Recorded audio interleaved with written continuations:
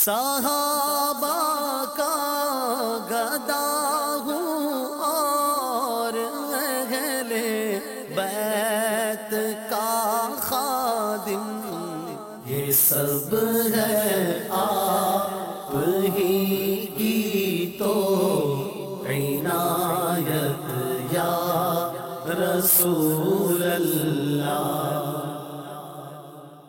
الحمدللہ رب العالمین والصلاة والسلام علی سید المرسلین، اما بعد فاعوذ باللہ من الشیطان الرجیم، بسم اللہ الرحمن الرحیم۔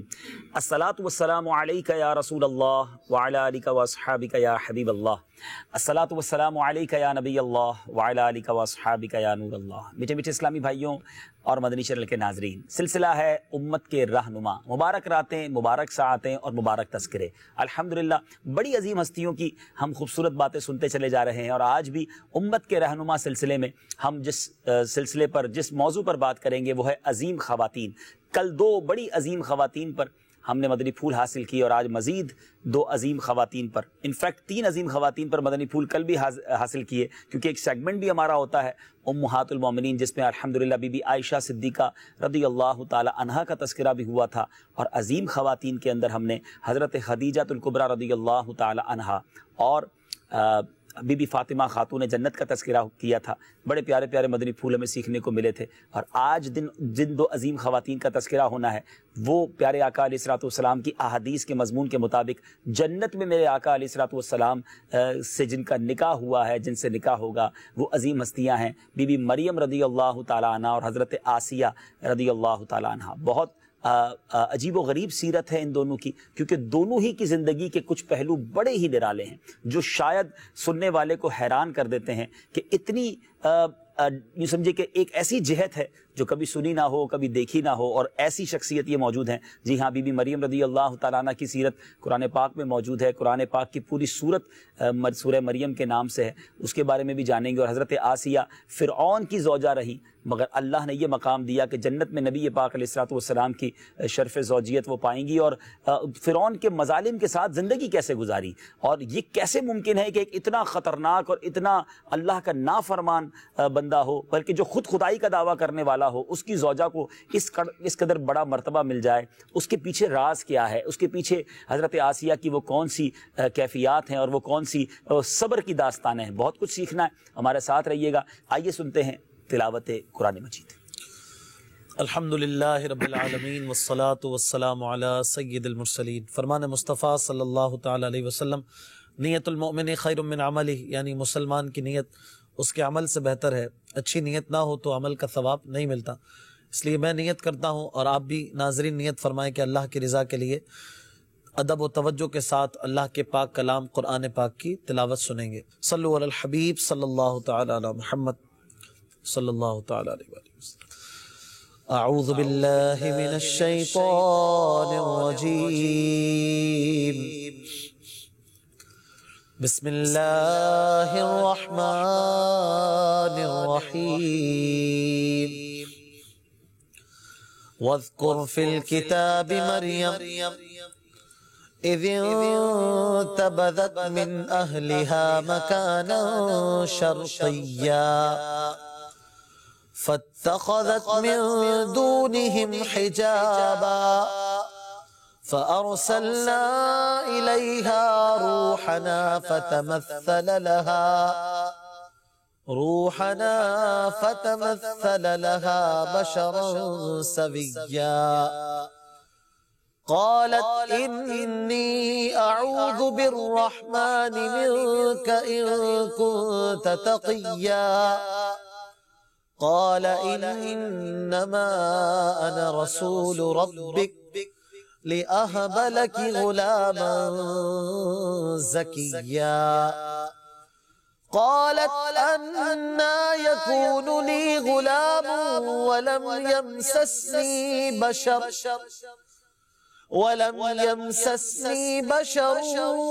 ولم أك بغيا قال كذلك قال ربك هو علي هين ولنجعله آية للناس ورحمة منا وَكَانَ أَمْرًا مَقْضِيًّا آمنت باللہ صدق اللہ العظیم۔ سبحان اللہ سبحان اللہ۔ غالباً آپ نے سورہ مریم ہی سے تلاوت کی، کون سے پارے میں سورہ مریم ہے؟ سورہ مریم 16ویں پارے میں ہے، قرآن پاک کی 19ویں سورت ہے، ماشاءاللہ۔ اور اس کے دوسرے رکوع سے بی بی مریم کا بہت ہی پیارا اور مزیدار ذکر شروع ہوتا ہے۔ واہ واہ واہ۔ انشاءاللہ قرآن پاک کے ذریعے بھی انشاءاللہ مشفاق بھائی سے عرض کریں گے کہ ہمیں کچھ آیات قرآنی، اس کا ترجمہ اور کیا قرآن کہتا ہے بی بی مریم رضی اللہ تعالیٰ عنہ کے بارے میں، کیسی عظیم ہستی ہوں گی کہ جن کے نام پر پوری قرآن پاک کی صورت ہے، رہتی دنیا میں جب تک تلاوت قرآن ہوتی رہے گی بی بی مریم رضی اللہ تعالیٰ عنہ کا تذکرہ بلند ہوتا رہے گا۔ نعت شریف کا وقت ہوا ہے، نعت خواہ اسلام بھائی کی طرف چلتے ہیں۔ آج ہمارے ساتھ عارف بھائی موجود ہیں۔ جی عارف بھائی۔ انشاءاللہ اللہ رب العزت کی رضا پانی، ثواب کمانے کی نیت سے انشاءاللہ شیخ طریقت امیر اہل سنت کا بڑا پیارا دعائیہ التجائیہ کلام پیش کر رہا ہوں۔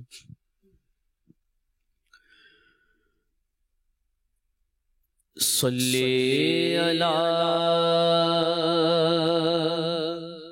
نبینا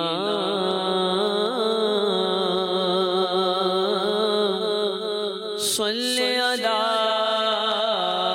محمد، پڑھیے صلی علی کریمنا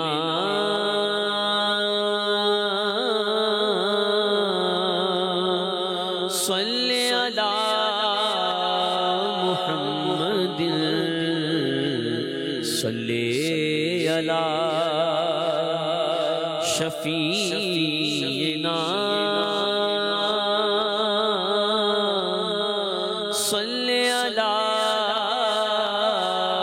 محمد۔ ہم بھی مدینے جائیں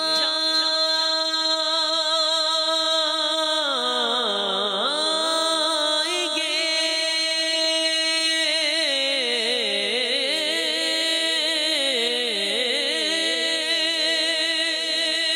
آج نہیں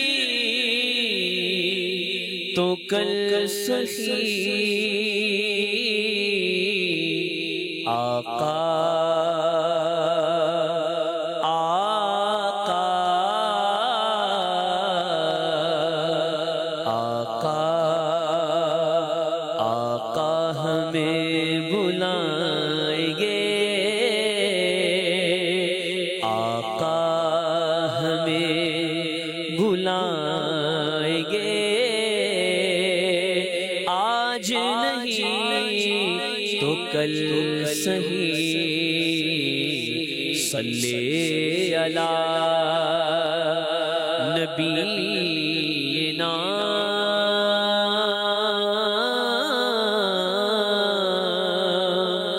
صلی علی محمد، صلی علی کریمنا صلی علی محمد۔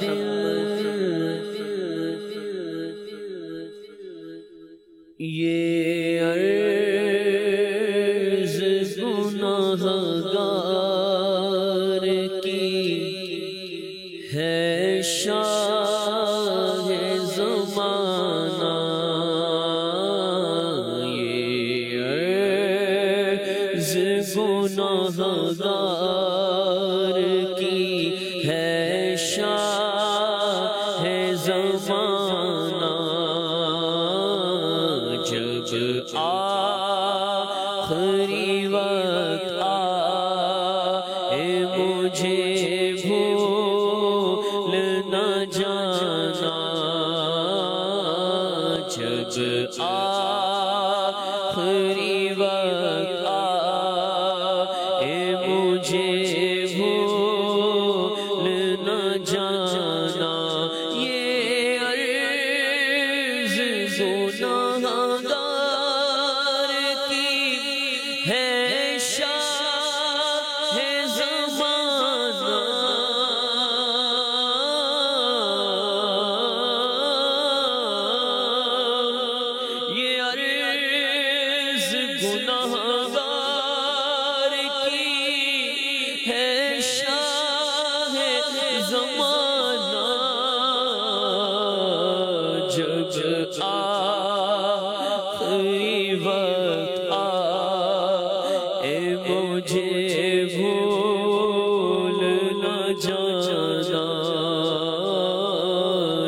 جب آخری وقت آئے مجھے بھول نہ جانا،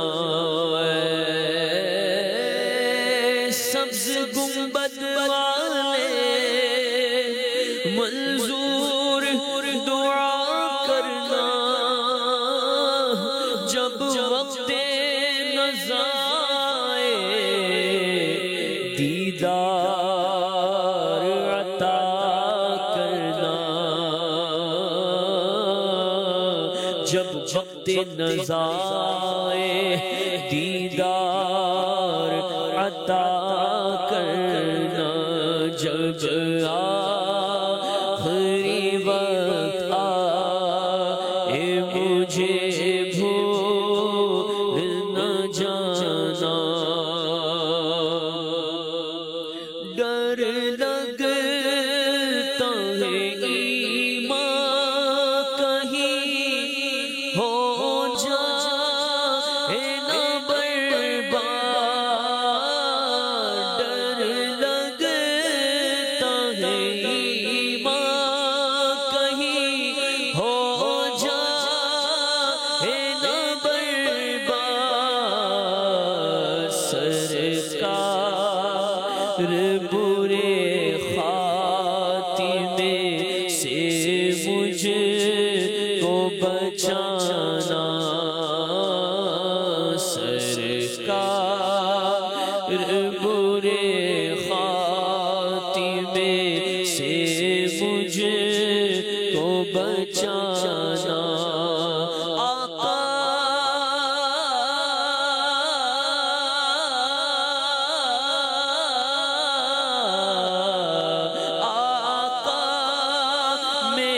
جس دم آقا میرا جس وقت کے دم ٹوٹ رہا ہو،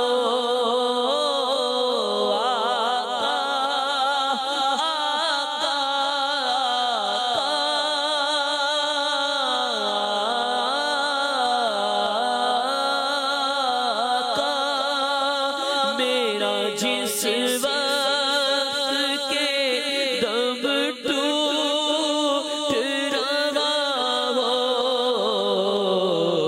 اس وقت مجھے چہرہ پر نور دکھانا، اس وقت مجھے چہرہ دکھانا، جب آخری وقت آئے مجھے بھول نہ جانا، سرکار مجھے نزع میں مت چھوڑنا تنہا، تم آ کے مجھے سورہ یاسین سنانا، سن رکھا ہے ہوتا ہے بڑا سخت اندھیرا، تلبت میں میری نور کا فانوس جلانا، جب قبر کی تنہائی میں گھبرائے میرا دل، دینے کو دلاسا شہ ابرار تو آنا، جب آخری وقت آئے مجھے بھول نہ جانا، جب روز قیامت رہے ایک میل پہ سورج کوثر کا چھلکتا، مجھے ایک ایک جام پلانا، فرما کے شفاعت میری اے شافع محشر، دوزخ سے بچا کر مجھے جنت میں بسانا۔ اللہ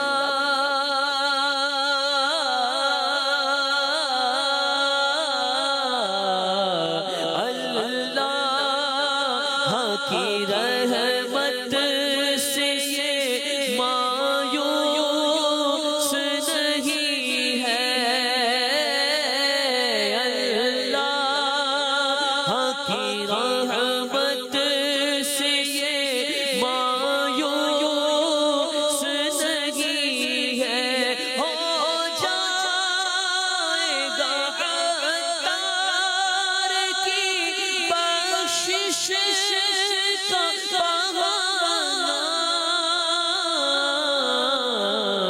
ہو جائے گا عطار کی بخشش کا بہانہ، جب آخری وقت آئے مجھے بھولنا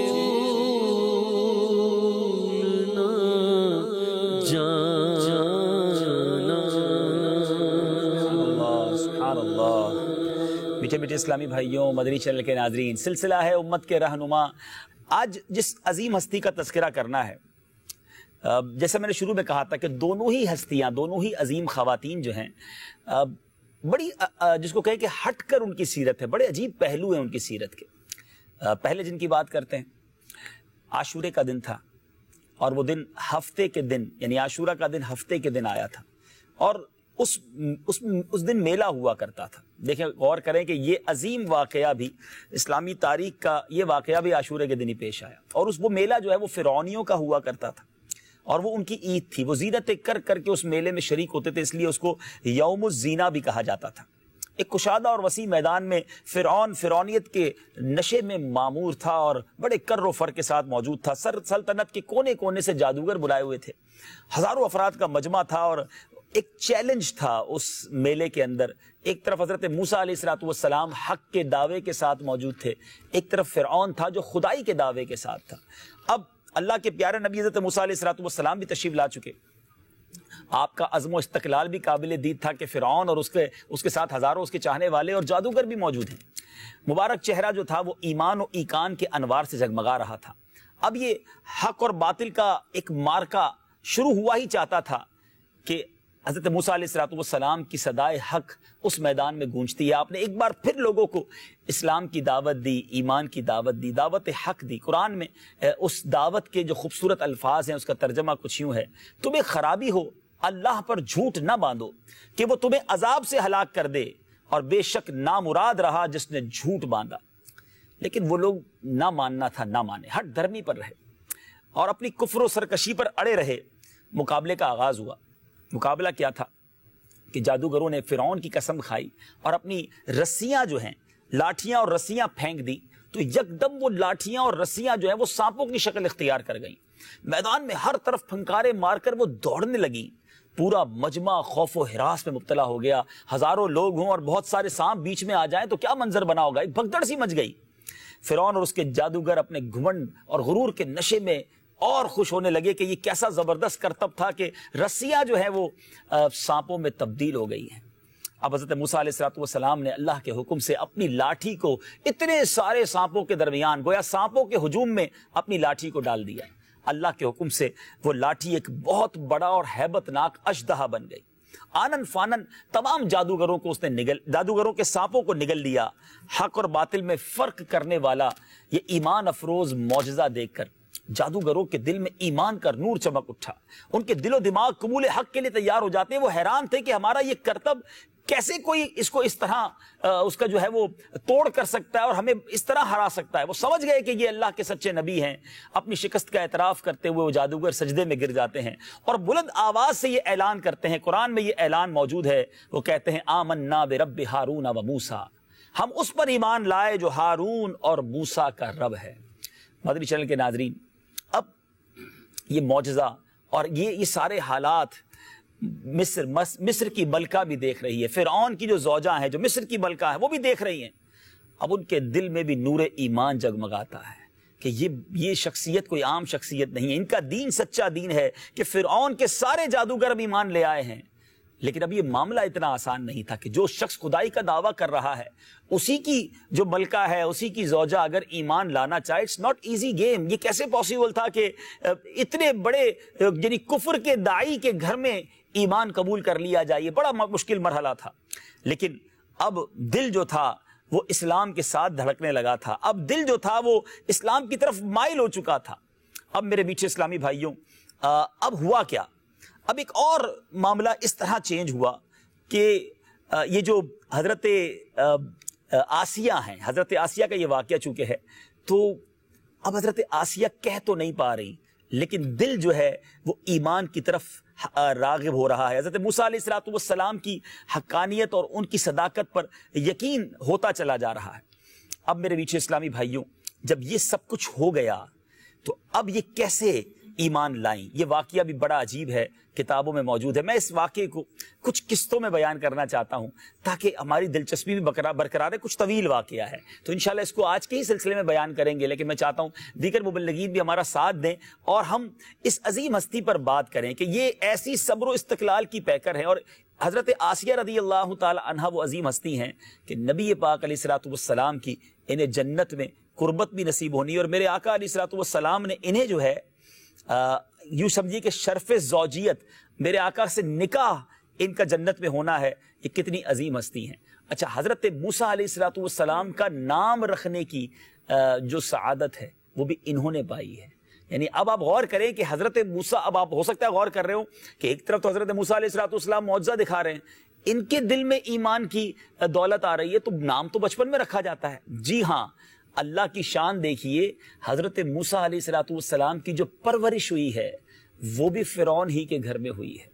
حضرت آسیہ ہی کو پرورش کرنے کی سعادت ملی ہے، آپ ہی کی گود میں یوں سمجھیے کہ حضرت موسیٰ علیہ السلام کی پرورش ہوئی۔ اور پھر جب آپ نے اپنے حق کی صداقت کی جب دلیل دکھائی، معجزہ دکھایا، تو حضرت آسیہ رضی اللہ تعالیٰ عنہ جو ہیں وہ ایمان کی طرف مائل ہوئیں، اور پھر یہ کیسا چینج آیا، یہ کیسا بدلاؤ آیا۔ اب اشفاق بھائی، یہ بات کتنی اللہ کی شان ہے۔ یعنی اگر یہ غور کیا جائے کہ فرعون کا گھر ہے اور وہاں حضرت موسیٰ علیہ السلام کی پرورش ہو۔ حالانکہ یہ وہی فرعون تھا کہ جس نے یہ اعلان کیا ہوا تھا کہ بنی اسرائیل سے کوئی بھی بچہ پیدا ہو تو اس کو قتل کر دیا جائے۔ اللہ اور اس نے ایک خواب کی بنا پر یہ کیا تھا، ایک خواب دیکھا تھا کہ ایک بچہ جو ہے وہ اس کی سلطنت کو زیر و زبر کر دے گا، فنا کر دے گا۔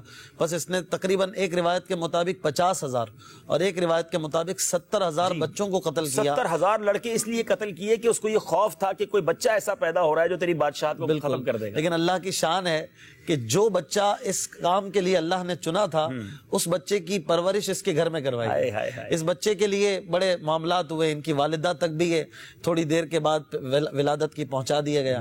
آپ رہے فرعون کے گھر میں اور دودھ اپنی والدہ کا پیا۔ اب یہ کمال یہ ہوا تھا کہ اب آپ سوچ رہے ہوں گے کہ تلاش کیا جا رہا ہے کہ کوئی بچہ جو ہے وہ بچ نہ پائے۔ 70,000 بچے پیدا ہونے والے جو تھے پیدا ہوتی قتل کر دیے گئے۔ حضرت موسیٰ کیسے بچ گئے؟ انہی دنوں میں پیدا ہوئے۔ تو کتابوں میں لکھا کہ آپ کی والدہ ماجدہ حضرت سیدتنا یوحانذ رحمت اللہ تعالی علیہ آپ کو چھپا کر جب فرعون سے اندیشہ ہوا تو ایک صندوق میں رکھ کر رات کے وقت دریائے نیل میں بہا دیا۔ ماں نے اپنے بچے کو فرعونیوں سے بچانے کے لیے دریا کے حوالے کر دیا۔ کیا دل پر بیتی ہوگی؟ لیکن ماں ہوتی ہے کہ گھر میں رہا تو قتل ہو جائے گا، شاید دریا سے بہ کر کسی ایسی جگہ پہنچ جائے کہ میرا بچہ جی جائے۔ کس دریا سے پہلے بھی روایتوں میں آیا کہ ایک بار ایک تو دریا کے حوالے کیا، ایک بار آگ کے حوالے بھی کیا۔ گھر کے تنور میں حضرت موسیٰ علیہ السلام کو ان کی والدہ نے ڈال دیا کہ وہ چونکہ جس گھر میں حمل کا سنا جاتا کہ یہاں پر ولادت ہونے والی ہے تو وہاں پر کوئی نہ کوئی سلسلہ جاسوسی کا ہوتا اور بادشاہ کے کارندوں تک پتہ چل جاتا تھا۔ تو اچانک یہ حمل یہاں پر ہوا، ولادت ہوئی اور یہاں پر وہ دروازہ نوک ہونا شروع ہوا، اس طرح پتہ چلا کہ آنے والا ہے۔ تو حضرت موسیٰ علیہ السلام کو یہ حکم ان کے دل میں القاء ہوا کہ تندور میں ڈال دیا، چنانچہ اسی طرح ہوا، تاکہ تندور میں چیک نہیں کیا ہوگا، بالکل تندور میں کون بچہ ہوگا، لیکن اللہ کی شان ہے کہ تندور میں حضرت موسیٰ علیہ السلام کو زندگی بخشی۔ یعنی حضرت موسیٰ علیہ السلام کی ولادت سے لے کر بی بی آسیہ کے ایمان لانے تک کے واقعات اللہ کی قدرت کے کیسے نظارے ہیں۔ اچھا، اب وہ پانی کے حوالے کیا گیا، مدنی چل کے ناظرین، اور اب وہ نہر فرعون کے محل کے قریب سے گزرتی ہے، یعنی جو شخص قتل کروا رہا ہے نہر اسی کے محل کے پاس جا رہی ہے، اور حضرت موسیٰ علیہ السلام ہی ہیں جنہوں نے آگے جا کر فرعون کے یوں سمجھیے کہ مقابلہ کرنا ہے۔ اصل تلاش انہی کی ہے، اور یہی ایک صندوق میں بہتے ہوئے ان کے گھر تک پہنچتے۔ بی بی آسیہ اور فرعون دریا کے کنارے بیٹھے، جب ان دونوں نے صندوق کو بہتا دیکھا تو نوکروں کو بھیج کر وہ صندوق منگوایا۔ جب صندوق کھولا تو اس میں خوبصورت بچہ، بڑی پیاری آنکھیں اور ایک چمکتا چہرہ تھا، تو فرعون نے تو فوراً کہا کہ ہمیں تو بچے قتل کرنے بنی اسرائیل کو حکم دیا گیا، کہیں یہ وہی بچہ نہ ہو جس سے ہم بچنا چاہتے ہیں۔ مگر سوچئے، اب حضرت آسیہ رضی اللہ تعالیٰ عنہ نے فرعون کو بڑا سمجھایا بجھایا کہ یہ بچہ تو سال بھر سے زیادہ عمر کا معلوم ہوتا ہے، کیونکہ بات تو یہ ہوئی تھی کہ سال سے پہلے اسے قتل کرنا ہے، یہ اس سال پیدا نہیں ہوا، بڑا لگتا ہے، تو اس سال کے اندر پیدا ہونے والے بچوں کے قتل کا حکم ہے، یہ تو سال سے بڑا لگتا ہے۔ تو اب، اور یہ بچہ کسی سرزمین سے آیا، ہمیں پتا نہیں، کیا پتا ہمارے شہر کا ہی نہ ہو، کہیں اور سے بہتا ہوا آیا ہو، ہمیں تو اپنے شہر کے بنی اسرائیل کا ہے کہ نہیں ہمیں نہیں پتا۔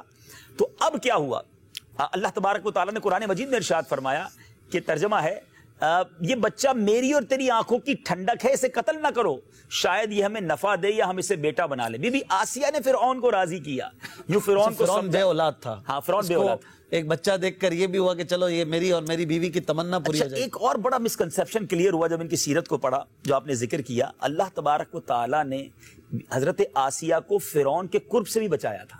اچھا، ہاں، یہ کبھی بھی قریب نہیں ہو سکا، زوجیت والے معاملات نہیں ہو سکے، اللہ تعالیٰ نے اس طرح، کیونکہ نبی پاک کی زوجیت میں آنا ہے نا، تو یہ کبھی فرعون قریب نہ آ سکا، اور اس لیے وہ بے اولاد بھی تھی، اور پھر یہ حضرت موسیٰ علیہ السلام کی پرورش کا معاملہ ہوا۔ اچھا، یہ جو صندوق کی آپ بات کر رہے ہیں، جی، یہ صندوق کا حکم بھی آپ کو پہلے سے دے دیا گیا تھا کہ آپ موسیٰ علیہ السلام کے لیے صندوق تیار رکھیں کہ اس طرح انہیں پانی میں بھیجنا ہوگا، تو اللہ کا حکم تھا، آپ صندوق کے لیے تشریف لے گئی، تو جو بڑھئی تھا اسے سمجھ میں آ گئی کہ کچھ یہ بچے کے لیے بن رہا ہے، اور یہ اعلان عام تھا کہ بنی اسرائیل کی کسی گھر کے بچے کی خبر جو دے گا اسے اتنا غالباً 50,000 دینار کا انعام کا اعلان تھا۔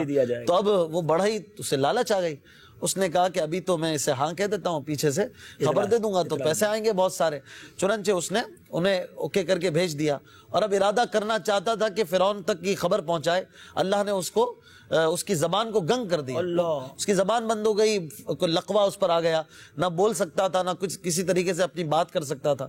جب اس ارادے سے باز آیا کہ اب فرعون کو بتانا نہیں ہے، اللہ نے دوبارہ بحال کر دیا۔ اب اس کی سمجھ میں آیا کہ یہ کوئی عام بچہ نہیں ہے، چنانچہ اس نے بڑے عزت اور اہتمام سے اس صندوق کو بنایا۔ تو اب حضرت موسیٰ علیہ السلام کا صندوق جو ہے فرعون کے گھر تک پہنچ گیا، پرورش شروع ہو گئی ہے۔ اب حضرت موسیٰ علیہ السلام نے کیا کیا، فرعون کے پاس ایک چھوٹی سی ڈنڈی کے ساتھ آپ کھیل رہے تھے، اچانک آپ نے وہ ڈنڈی فرعون کے سر پر دے ماری۔ بچپن ہی سے جو ہے نا حضرت موسیٰ علیہ السلام نے اس کی پٹائی شروع کر دی تھی۔ فرعون نے کہا کہ نہیں، یہ بچہ کچھ ڈفرنٹ ہے، اب ان کو پھر جو ہے وہ معاذ اللہ اس نے ارادہ کیا کہ شہید کرنا ہے۔ تو اب حضرت آسیہ پھر سمجھانے لگی کہ بادشاہ غصہ مت کرو، خود کو بدبخت نہ کرو، یہ تو چھوٹا بچہ ہے، ایسا کرتے ہیں اس کو آزما لیتے ہیں کہ کیا واقعی اتنا میچیور ہے۔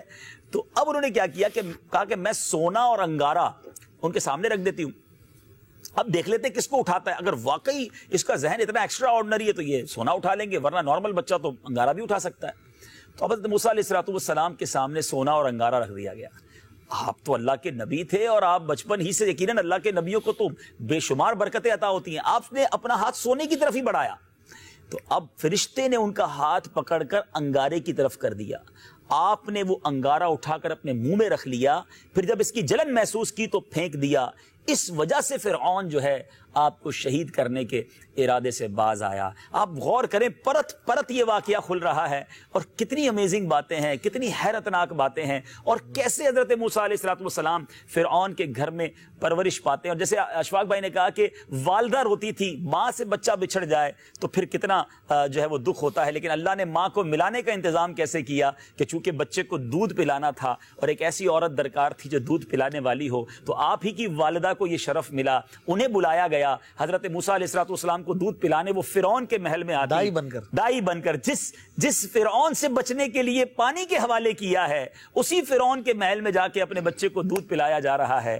ان اللہ علی کل شیء قدیر، میرے رب کے کیا خاص انداز ہیں، کیا قدرت کے نظارے ہیں، اور یہ ہم سب کے لیے ایک بڑی موٹیویشن ہے۔ ہم سمجھتے ہیں یار یہ کام ہو ہی نہیں سکتا، یہ کیسے پاسبل ہے، میری مشکل دور ہوگی، میرے گھر میں تو کچھ ہے ہی نہیں، میں کیسے خوشحال ہو سکتا ہوں، میرے جناب بچہ کیسے ہو سکتا ہے، ڈاکٹروں نے منع کر دیا ہے، میرے جناب یہ پرابلم۔ ارے اللہ کی قدرت کے نظارے رب نے بیان کیے ہیں۔ آپ کسی بھی پریشانی میں ہیں، دنیا والے سارے منع کر دیں، میرا رب جو چاہے جب چاہے جیسے چاہے کر سکتا ہے۔ ہمیں اللہ کی قدرت پر بھروسہ ہونا چاہیے اور اسی کی بارگاہ میں التجا کرنی چاہیے۔ بہت انٹرسٹنگ ٹاپک جاری ہے۔ حضرت آسیہ تھی کون، ان کا انشاءاللہ تعارف بھی تفصیلی سنیں گے، کچھ کالز سلسلے میں انشاءاللہ شامل کرتے ہیں۔ صلو علی الحبیب صلی اللہ تعالی علی محمد صلی اللہ علیہ وسلم۔ السلام علیکم ورحمۃ اللہ وبرکاتہ۔ وعلیکم السلام ورحمۃ اللہ وبرکاتہ۔ میرا نام محمد حسن رضا اتاری ہے، میں سردار آباد فیصل آباد سے بات کر رہا ہوں۔ سلسلہ امت کے رہنما بہت بہت اچھا ہے۔ اللہ عز و جل رکن شورا حاجی عبدالحبیب اتاری کو نظر بد سے بچائے۔ کل کی حدیث پاک یہ ہے، البر حسن الخلق، نیکی حسن خلوق کا نام ہے۔ عبدالحبیب بھائی آپ کا سیگمنٹ کربلا قدم با قدم بہت اچھا ہے، ہمیں بہت کربلا کے حوالے سے علم دین سیکھنے کو ملتا ہے۔ نعت خواں اسلامی بھائی سے عرض ہے یہ نعت سنا دے۔ جس کو چاہا میٹھے مدینے کا اس کو مہمان کیا۔ ماشاءاللہ، بہت شکریہ آپ کی کال کا، اور ماشاءاللہ روز ہی کال کرتے ہیں اور حدیث بھی سنا رہے ہیں، مرحبا۔ اگلی کال دیجیے گا۔ اسکر اتاری اٹلی کے شہر بریشیا سے بول رہا ہوں۔ ماشاء اللہ عز و جل سلسلہ بہت ہی پیارا ہے۔ حضور جو کل آیت یاد کی تھی ہم نے حدیث، وہ یہ ہے البر حسن الخلق، یعنی اس کا ترجمہ ہے نیکی حسن خلاق کا نام ہے۔ اور نعت اسلامی بھائی سے درخواست ہے کہ یہ کلام سنا دیں۔ مینو مجبوریاں تے دوریاں نے ماریا۔ چلیں اگلی کال دیجیے۔ میرا نام محمد رضوان اتار ہے، میں جوہانسبرگ ساؤتھ افریقہ سے عرض کر رہا ہوں۔ کل کی یہ حدیث پاک یہ ہے، البر حسن الخلق، نیکی حسن اخلاق کا نام ہے۔ اللہ تعالیٰ دعوت اسلامی کو شاد و آباد رکھے۔ حاجی عبدالحبیب انکل آپ سے مدنی التجا ہے، میرے اور میرے گھر والوں کے لیے مغفرت کی دعا کرتے ہیں۔ اگلی کال دیجیے گا۔ میرا نام محمد شیان اتاری ہے اور میں جوہانسبرگ ساؤتھ افریقہ سے بات کر رہا ہوں۔ عبدالحبیب انکل مجھے کل کی حدیث یاد ہے، البر حسن الخلق، نیکی حسن اخلاق کا نام ہے۔ عبدالحبیب انکل مجھے یہ سلام سنا دے۔ کربلا کے جانثاروں کو سلام۔ ماشاءاللہ ماشاءاللہ، عمران بھائی دنیا بھر میں لوگ حدیث یاد کر رہے ہیں، ماشاءاللہ، دیٹس گریٹ۔ اگلی کال دیجیے گا۔ میں فرید الدین اتاری حیدرآباد سے بول رہا ہوں، لطیف آباد یونٹ نمبر 9 سے۔ دعوت اسلامی کا بہت اچھا پروگرام چل رہا ہے یہ، جس میں عبدالحبیب بھائی ماشاءاللہ سے بہت اچھی طریقے سے اصلاح کر رہے ہیں ہماری، اور میں چاہتا ہوں کہ میرے کو نعت شریف سنائی جائے اور میں انشاءاللہ تعالیٰ 3 دن کے قافلے میں بھی سفر کروں۔ سبحان اللہ سبحان اللہ، جزاک اللہ۔ جی عارف بھائی کچھ کلام کی فرمائش آئی ہے، کچھ اشعار سنا دیں اور پھر ہم اس عظیم ہستی کے عظیم واقعے کو لے کر آگے چلتے ہیں۔ جی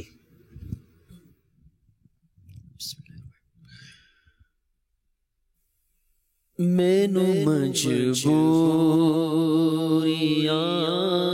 تے دوریاں نے ماریا،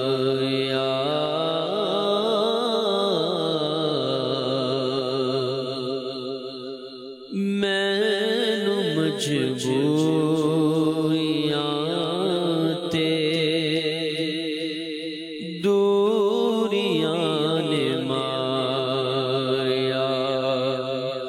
سد لو مدینے آقا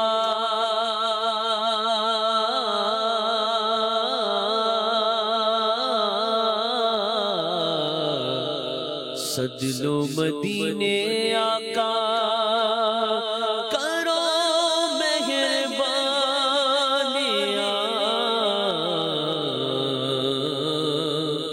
مینو مجبوریاں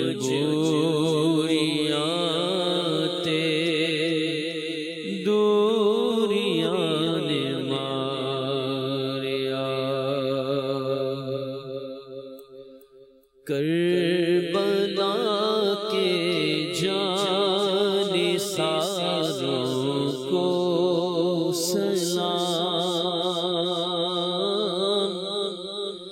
کربلا کے جان ساروں کو سلام فاطمہ زہرا کے پیاروں کو سلام فاطمہ زہرا کے پیاروں کو سلام کربلا تیری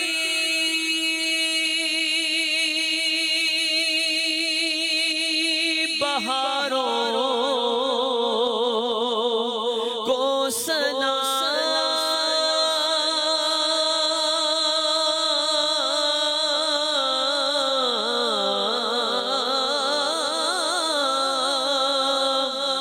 کربلا تیری بہاروں کو سلام جان ساری کے نظاروں کو سلام جان ساری کے کو سلام اور جو حسینی قافلے میں تھے شریک کہتے ہیں عطار ساروں کو سلام کہتا ہے عطار ساروں کو سلام فاطمہ زہرا کے پیاروں کو سلام۔ ماشاءاللہ مدنی چینل کے ناظرین، سلسلہ جاری ہے عظیم خواتین۔ حضرت آسیہ رضی اللہ تعالی عنہا ایمان لائیں تو لائیں کیسے؟ حضرت موسیٰ علیہ السلام کا یہ معجزہ دیکھ کر کہ سارے جادوگروں کے سانپوں کو ان کی لاٹھی جو اژدہا بنی نگل گئی، آپ کا دل ایمان کی طرف مائل ہوا اور بالآخر آپ نے فیصلہ کر لیا کہ ایمان قبول کرنا ہے، ایمان قبول کر لیا۔ جو جادوگر ایمان لے کر آئے جی، اس کی کیا وجہ تھی؟ یعنی حضرت آسیہ رضی اللہ تعالی عنہا نے، آپ نے تو ان کو معجزے کو دیکھا اور پھر بچپن سے حضرت موسیٰ علیہ السلام ان کے گھر کے اندر تھے، تو اور بھی کافی ان کے معجزات، بہت ساری چیزیں حضرت آسیہ رضی اللہ تعالی عنہا نے دیکھی تھی۔ لیکن وہ جو جادوگر تھے ان میں سے تو کئی ایسے تھے جو پہلی بار حضرت موسیٰ کے سامنے آئے تھے۔ ان کے ایمان لانے سے متعلق تفسیر ساوی کے اندر بڑی پیاری بات لکھی ہے۔ وہ یہ لکھا کہ یہ جو جادوگر ایمان لے کر آئے تھے، یہ اس لیے اللہ نے ان کو ایمان کی دولت دی ادبن لہو، کہ جادوگروں نے حضرت موسیٰ علیہ السلام کا ادب کیا تھا۔ ادب، ان کی ادب کی نیت نہیں تھی، لیکن بظاہر ان کا عمل جو ہے وہ ادب والا تھا۔ اور وہ کیا تھا؟ قرآن کریم نے اس کو ذکر کیا کہ جب وہ اپنی رسیاں ڈالنے لگے میدان کے اندر، تو انہوں نے حضرت موسیٰ علیہ السلام سے پوچھا تھا کہ آپ پہل کریں گے یا ہم پہل کر لیں؟ تو اس میں فرمایا کہ یہ جو ان کا عمل تھا حضرت موسیٰ علیہ السلام سے پوچھنے کا، یہ بظاہر ادب والا تھا، تو اللہ تعالیٰ نے ان کے اس ادب والے عمل کی وجہ سے ان کو ایمان کی دولت عطا فرمائی۔ صرف یہ پوچھا کہ حالانکہ کرتب دکھانے جا رہے تھے کہ ہم پہل کریں یا آپ پہل کریں گے، با ادب با نصیب، بے ادب بد نصیب۔ اب دیکھیں ہمیں ادب کا بھی درس، واہ واہ واہ واہ، سبحان اللہ۔ اللہ والوں کا ادب کریں تو برکتیں ملتی ہیں۔ جب بے ایمانوں کو ایمان مل سکتا ہے تو ایمان والے ادب کریں تو کہاں پہنچ سکتے ہیں۔ تو بات ہو رہی ہے حضرت احمد بن حنبل کا جو ادب کسی نے کیا تھا، وہ وضو کر رہا تھا بندہ دریا پر، نہر پر آگے کی طرف، اس نے دیکھا کہ امام احمد بن حنبل وقت کے امام ہیں اور وہ پیچھے کی طرف بیٹھے ہوئے ہیں، میرے ہاتھوں کا دھون ان کی طرف جا رہا ہے، وہ ان کے ادب کی وجہ سے اٹھ کر آپ سے پیچھے کی طرف آ جاتا ہے۔ اب صورتحال یہ ہوتی ہے کہ امام احمد بن حنبل کا دھون جو ہے آپ کے ہاتھوں سے لگا ہوا اس کی طرف آنے لگ جاتا ہے۔ وہ بندہ جب دنیا سے چلا جاتا ہے، کسی نے جو ہے اس کو خواب میں دیکھ کر پوچھا ما فعل اللہ بکا، کہ تمہارے ساتھ اللہ نے کیا معاملہ کیا؟ تو اس نے کہا کہ میرے دیگر اعمال اپنی جگہ پر، لیکن میں نے جو امام احمد بن حنبل کا اس وقت ادب کیا تھا، اللہ نے مجھے اس ادب کی وجہ سے بخش دیا۔ سبحان اللہ، سبحان اللہ، سبحان اللہ۔ ادب کرنا چاہیے۔ ادب کی کیا بات ہے۔ اب حضرت آسیہ رضی اللہ تعالیٰ عنہ ایمان تو لے آئیں، مگر ایمان کو ظاہر نہ کیا، چھپایا ہوا تھا۔ پتا تھا کہ فرعون کے بڑے مظالم ہوں گے، مگر اس کا اظہار پھر کیسے ہوا؟ اب ایک اور ماجرا آپ کے سامنے ہوا کہ ماشطہ بنت فرعون، یعنی فرعون کی بیٹی کے سر میں کنگھی کرنے والی ایک خاتون، ماشطہ کہتے ہیں سر میں کنگھی کرنے والی یا کنگھی کرنے والی، اب وہ حضرت موسیٰ اور حضرت ہارون پر ایمان لے آئی تھی، لیکن ان کے بھی ایمان کی کسی کو خبر نہ تھی۔ ایک دن فرعون کی بیٹی کے سر میں وہ کنگھی کر رہی تھی، کنگھی ہاتھ سے گر پڑی، اس پر انہوں نے کہا کہ بسم اللہ۔ فرعون کی بیٹی نے جب یہ بسم اللہ سنا تو کہا کہ یہ اللہ سے مراد کیا ہے؟ کیا میرا باپ؟ کیونکہ وہ تو خدا اپنے والد کو مانتے تھے۔ تو اس نے ایک بندی نے جواب دیا نہیں، بلکہ اللہ وہ ہے جو میرا، تیرا اور تیرے باپ کا بھی رب ہے۔ اب وہ کنگھی کرنے والی بادشاہ کی بیٹی کے سر میں کرنے والی یہ کہہ رہی ہے، تو اس نے کہا کہ کیا تیرا رب میرے والد کے علاوہ کوئی اور ہے؟ بادشاہ کی بیٹی نے کہا، فرعون کی بیٹی نے۔ اس نے کہا ہاں۔ کہنے لگی کیا میں اپنے باپ کو یہ بات نہ بتاؤں؟ کہا بتا دو۔ چنانچہ فرعون کو خبر ملی، فرعون نے انہیں یعنی اس کنگھی کرنے والی خاتون کو بچوں سمیت بلایا، اور جب یہ مومنہ ان کے دربار میں پہنچی تو فرعون نے غصے سے بھرے ہوئے لہجے میں کہا کہ اے فلاں عورت، تم میرے علاوہ کسی اور کو رب مانتی ہے؟ کسی قسم کے اندیشے کو خطر سامنے لائے بغیر اللہ پر ایسا یقین تھا، ایمان اتنا پختہ تھا، اس نے کہا ہاں میرا اور تیرا رب اللہ ہے۔ اب اس پر فرعون بہت زیادہ بھڑک اٹھا، اور اس نے کیا کیا؟ مدنی چل کے ناظرین سوچے تو رونگٹے کھڑے ہو جاتے ہیں۔ اس نے تانبے کا ایک بہت بڑا برتن منگوایا اور اس میں تیل بھر کر تیل کو گرم کیا، کھولنے لگا تیل۔ اب اس عورت کے سامنے ایک ایک کر کے اس کے بچے کو اس کھولتے تیل میں ڈالتا گیا کہ ایک بچے کو ڈالا تو شاید وہ جواب دے، ایمان سے پھر جائے، مجھے اپنا رب مان لے۔ ایک ایک کر کے بچے تیل میں جلتے رہے، وہ عورت اللہ کی وحدانیت کا اعلان کرتی رہی، اور یہ سارا ماجرا بی بی آسیہ دیکھ رہی تھی۔ اب کیا ہوا؟ آخری دودھ پیتا بچہ رہ گیا، تو اس کی وجہ سے وہ مومنہ خاتون کچھ پیچھے ہٹی۔ ماں تھی نا، کتنا برداشت کرتی، اب دودھ پیتے بچے کو گرم تیل میں ڈالنے کی باری ہے۔ اللہ تعالیٰ نے اس دودھ پیتے بچے کو قوت گویائی عطا کی۔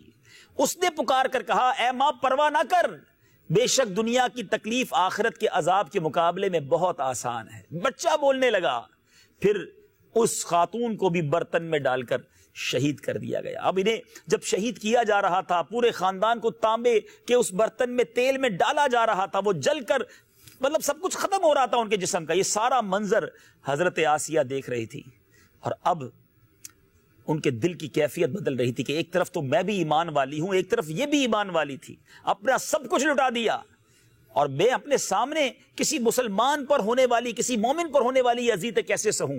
فرعون آیا، اور فرعون نے آ کر حضرت آسیہ سے کہا دیکھا میں نے کیا کیا، میری بات نہ مانی، میں نے سب کو جلا دیا۔ اب فرعون کو حضرت آسیہ نے کیا جواب دیا؟ فرماتی ہے کس شے نے تیری خرابی ہو، کس شے نے تجھے اللہ کے مقابلے میں اتنا بے باک کر دیا؟ اب فرعون بھڑک اٹھا کہ میری بیوی مجھے اللہ کی باتیں بتا رہی ہے۔ تو کہا شاید تجھے بھی اسی جنون نے آ لیا ہے جو اس کنگھی کرنے والی خاتون اس ماشطہ کو ہو گیا تھا۔ کہا ہاں مجھے کوئی جنون نہیں آیا، میں تو اس خدائے واحد و یکتا پر ایمان لا چکی ہوں جو میرا، تیرا اور تمام جہانوں کا رب ہے۔ اب خلم خلا فرعون کے سامنے آپ ڈٹ کر کھڑی ہو گئی۔ بڑا ظالم تھا، اب آپ پر ظلم کا سلسلہ شروع ہو گیا۔ پہلے تو بڑے محبت سے سمجھایا، آپ کے والدین کے پاس گیا، حضرت آسیہ کے گھر والوں کے پاس پہنچ گیا کہ دیکھو تمہاری بیٹی کو کیا ہو گیا ہے، میرا انکار کر کے اللہ پر ایمان لے آئی ہے۔ لیکن حضرت آسیہ رضی اللہ تعالی عنہا نے اپنے گھر والوں کی بات مانی، نہ فرعون کی بات مانی۔ کہا کہ میں اللہ کا انکار کروں، بخدا ایسا ہرگز نہیں ہو سکتا۔ اب فرعون نے وہ اذیتوں کے یوں سمجھیے کہ باب شروع کیے۔ حضرت آسیہ کو جو مقام اتنا بلند ہے نا مدنی چل کے ناظرین، ایک تو حضرت موسیٰ علیہ السلام کی برکتیں تو ہیں ہی ہیں، مگر اسلام لانے کے بعد جو مشقتیں، جو اذیتیں آپ نے اٹھائیں، فرعون نے کیا کیا؟ آپ کے ہاتھ پاؤں میں میکھیں ڈال دی، یعنی آپ کے ہاتھ پاؤں میں کیلیں ٹھوک دی گئی، آپ ہل نہیں سکتی تھی، اور پھر اس کے بعد سورج کی طرف رخ کر کے لٹھا دیا گیا اور آپ کے سینے پر چکی کا پاٹ رکھ دیا گیا، یعنی گرمی میں نہ ہل سکیں، ہاتھ پیروں میں کیلے ہوں، مگر یہ تکالیف اور مصائب کے بعد بھی آپ کی ہمت بڑھتی گئی، آپ اللہ کی وحدانیت کا اعلان کرتی رہیں۔ فرعون آ کر پوچھتا رہا، مگر آپ کہتی تو میرا ایک ایک عضو کاٹ دے، تب بھی میرا عشق جو ہے وہ ایمان سے بڑھتا جائے گا۔ کیا خاتون تھی، کیا جذبہ تھا۔ اے وہ مسلمانوں جو گھر بیٹھے مسلمان ہوئے ہو، ہم گھر میں پیدا ہوئے تو کلمہ پڑھ کر مسلمان تھے، ہمارے ماں باپ مسلمان تھے، ہم نے پہلی آواز اذان کی سنی۔ جنہوں نے اسلام اس طرح قبول کیا کہ اسلام لانے کے بعد جنہیں مارا گیا، ستایا گیا، شہید کر دیا گیا، وہ لوگ عظیم لوگ تھے۔ اے کاش مجھے اور آپ کو ایمان کی قدر محسوس ہو۔ اب حضرت موسیٰ علیہ السلام حضرت آسیہ پر یہ مظالم ہو رہے تھے نا، آپ ان کے قریب سے گزرے تو حضرت آسیہ نے حضرت موسیٰ کو دیکھ کر سوال کیا آئے ہائے، سوال کرتی ہیں کیا میرا رب مجھ سے راضی ہے یا ناراض ہے؟ اس حالت میں کہ کیل ٹھکے ہوئے ہیں، سینے پر پاٹ ہے، سورج کے آگے لیٹی ہوئی ہے، تکلیف کا عالم ہے، کہا میرا رب مجھ سے راضی ہے یا ناراض، یہ بتا دیجئے۔ حضرت موسیٰ نے کیا فرمایا، اے آسیہ، آسمان کے فرشتے تیرے انتظار میں ہیں اور اللہ تعالیٰ تیرے کارناموں پر فخر فرماتا ہے، سوال کر تیری ہر حاجت پوری ہوگی۔ اب آپ نے اس وقت کیا دعا کی؟ قرآن میں یہ دعا موجود ہے، آپ نے دعا کی کہ اے میرے رب میرے لیے اپنے پاس جنت میں گھر بنا اور مجھے فرعون اور اس کے کام سے نجات دے اور مجھے ظالم لوگوں سے نجات بخش۔ آپ نے یہ دعا کی۔ اب جب فرعون نے بڑا کوشش کر لی، کسی طرح پلٹ آئے، نہیں پلٹنی تھا، ایمان پر مضبوطی تھی، تو اب طے کر لیا کہ آپ کو شہید کیا جائے گا۔ اب اپنے کارندوں کو کہا کہ ایسا کرو، بڑی چٹان لاؤ، ان کے اوپر وہ بڑی چٹان معلق کر دو، دیکھو پھر شاید بدل جائے۔ بیوی تو تھی، کوشش کر رہا تھا کہ کسی طرح میری طرف پلٹ آئیں۔ تو اب بہت سارے لوگوں نے مل کر ایک چٹان بلند کی کہ آپ پر جو ہے وہ پھینک دی جائے۔ جب آپ رحمت اللہ تعالیٰ علیہ آسمان کی طرف نظر کرتی نا اس چٹان کو دیکھنے کے لیے، کتابوں میں لکھا ہے کہ آپ جب آسمان اٹھاتی تو آپ کو چٹان نہیں بلکہ جنت میں موتی کا گھر نظر آتا تھا، اپنا محل نظر آتا تھا۔ تو اب میرے میٹھے اسلامی بھائیوں، اسی حالت میں آپ کی روح پرواز کر گئی، آپ پر چٹان گری، مگر اس سے پہلے ہی آپ کی روح پرواز کر چکی تھی۔ مفسر شہیر حکیم الامت حضرت مفتی احمد یار خان فرماتے ہیں اللہ نے ان پر فرشتے مقرر فرما دیے جنہوں نے آپ پر سایہ کر لیا، ان کا جنتی گھر انہیں دکھا دیا جس سے آپ تمام مصیبتوں کو بھول گئی۔ اور بعض روایت میں یہ بھی ہے کہ آپ رحمت اللہ تعالی علیہ مع جسم آسمان پر اٹھائی گئی۔ اللہ عز و جل کی ان پر رحمت ہو، ان کے صدقے ہماری مغفرت ہو۔ اے میرے میٹھے اسلامی بھائیوں، کیا داستان ہے، کتنی تکالیف ہیں اور پھر بھی اللہ کی رضا پر راضی ہیں۔ اب یہاں اسلامی بہنوں کے لیے درس کیا ہے؟ تنگی ہے تو ہم شکوے کرتے ہیں، کل بھی ہم نے اس پر کچھ باتیں کی تھی کہ گھر میں تنگی ہوتی ہے تو شوہر سے لڑتی ہیں، والد صاحب سے لڑتی ہیں، بڑے بھائی سے فرمائشیں ہیں۔ پریشانی، تنگی، بیماری میں کبھی یہ کہا ہم نے کہ میں اللہ تجھ سے راضی ہوں، اے اللہ میں تیرے فیصلوں پر راضی ہوں، تو نے جو دیا میں اس پر خوش ہوں۔ حضرت آسیہ تکلیف میں ہیں، یہ نہ کہا اللہ میں تجھ سے خوش ہوں۔ حضرت موسیٰ سے پوچھتی ہے میرا رب مجھ سے راضی ہے کہ نہیں۔ اللہ کرے یہ ذہن بن جائے کہ میرا رب مجھ سے راضی ہو جائے۔ یقین مانے مدنی چینل کے ناظرین، جس سے رب راضی ہو گیا وہ دنیا میں بھی کامیاب ہے، وہ آخرت میں بھی کامیاب ہے۔ اپنی زندگی کا موٹیو، اپنی زندگی کا ہدف یہ بنا لیں کہ میرا مالک مجھ سے راضی ہو جائے۔ اللہ راضی ہو گیا تو سب ٹھیک ہو جائے گا۔ فرعون ہے یہ جو جس کی بات کر رہے ہیں، یوں تو مصر کے ہر بادشاہ کو فرعون کہا جاتا ہے۔ اس فرعون کا نام تھا ولید، ٹھیک ہے، یہ شام میں پہلے رہتا تھا اور یہ بڑا مکار اور چالاک آدمی تھا۔ اس کام سے بھی آپ دیکھ سکتے ہیں کہ اس نے موسیٰ علیہ السلام کے سامنے ایک سونا رکھا اور ایک طرف انگارہ رکھا، جیسے آپ نے بتایا۔ تو یہ اس طرح مطلب اس کے ذہن میں بڑی چیزیں ہوتی تھی۔ اس کے دور کی ایجادات کو بھی پڑھا جائے تو نظر آتا ہے کہ یہ بڑا تیز اور چالاک آدمی تھا۔ یہ شام سے بھاگ کر آیا تھا، یہ قرضے کھا جاتا تھا، پیسے لیتا اور کھا جاتا، لوگ اس کے پیچھے پیچھے بھاگتے۔ اس نے ایک دفعہ کچھ لمبا ہی قرضہ کھایا اور بھاگ کر شام سے مصر آ گیا۔ مصر آیا تو یہاں پر طاعون کی وبا پھیلی ہوئی تھی، تو اس نے دیکھا کہ لوگ دھڑا دھڑ مر رہے ہیں اور پوچھنے والا کوئی نہیں ہے، کوئی حکومتی نظام اتنا مضبوط نہیں ہے۔ یہ قبرستان میں ایک ٹیبل لگا کے بیٹھ گیا، اچھا، اور ایک کاغذ اور اپنی ترکیب سے وہاں پر کچھ لکھنے والا حکومت کا منشی بن گیا۔ اب جیسے ہی کسی کا جنازہ تدفین کے لیے آیا تو کہا پہلے 5 دینار جمع کراؤ۔ کہا کس چیز کے؟ کہا تمہیں پتہ نہیں ہے ٹیکس لگ گیا ہے، ہر مردے پہ ٹیکس ہے۔ ارے تو اچھا چلے میں مرتے کیا نہ کرتے، جمع کرائے۔ اب وہ روزانہ کے کئی 100 کمانے لگا مزے سے، کوئی پوچھنے والا نہیں تھا۔ ایک دن کوئی حکومت کا آدمی انتقال کر گیا، لوگ اس کو دفنانے آئے تو کہا پہلے ٹیکس جمع کرو۔ کہا کون سا ٹیکس؟ کہا تمہیں پتہ نہیں ہے؟ کہا ایک منٹ تجھے بتاتے ہیں. وہ خود ہی حکومت کے لوگ تھے. اچھا. اس کو پکڑ کے لے گئے بادشاہ کے پاس. جب بادشاہ کے پاس یہ پہنچا تو کہا حضور اور کوئی بات نہیں ہے، در حقیقت آپ سے کوئی مجھ سے ملنے نہیں دے رہا تھا، آپ تک پہنچنے کے لیے مجھے یہ سب ڈرامہ کرنا پڑا. میں یہ سب آپ تک پہنچنے کے لیے کر رہا تھا کہ آپ کو آ کے بتاؤں کہ ملک کی حالت اچھی نہیں ہے اور میں نے یہ کیا، مجھے اس پر معافی دے دیں. اور آپ تک پہنچنا مقصود تھا، کوئی آنے ہی نہیں دیتا تھا. بادشاہ نے اس کی بات رکھ لی اور کہا تم کیا کر سکتے ہو؟ کہا آپ مجھے یہ ذمہ داری دے دیں، میں آپ کا ملک اچھا کر دوں گا، اچھا چلا دوں گا.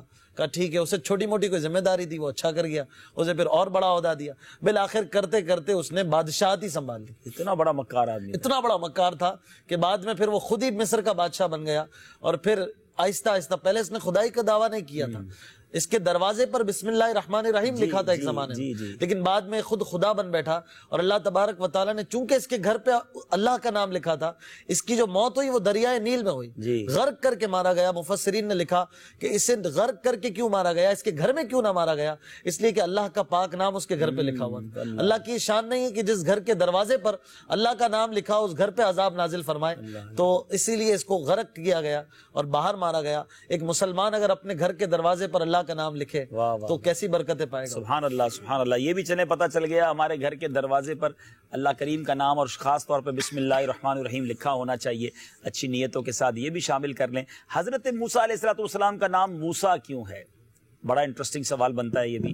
حضرت آسیہ نے آپ کا نام رکھا اور کہتی موسیٰ اس لیے رکھا کہ آپ پانی اور درختوں کے درمیان ملے تھے نا انہیں، تو قبطی زبان میں پانی کو منہ اور درخت کو سا کہتے ہیں، اس لیے یہ آپ کا نام موسیٰ رکھا گیا.